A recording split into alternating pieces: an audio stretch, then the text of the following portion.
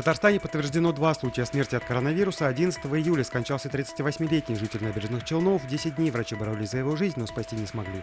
20 июля во временном госпитале РКБ ушел из жизни 31-летний мужчина. С начала пандемии в Татарстане скончался 31 пациент.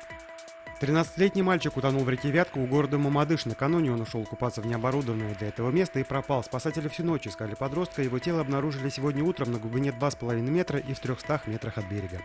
В Татарстане прошел последний основной день сдачи ЕГЭ. Школьники сдали устный экзамен по иностранному языку. Результаты экзаменов по 3 основным предметам в Татарстане превышают прошлогодние. На данный момент в республике уже 150 стабальников.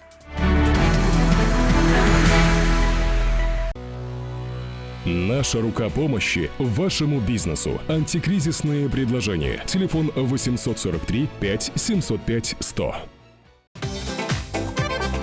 Көтелмәгән кунак көттүреп кенә интернет челтәрләренә дә килеп җитте. Хәзер бу фильмның барлык серияларын ТНВ.ру сайтында карап була.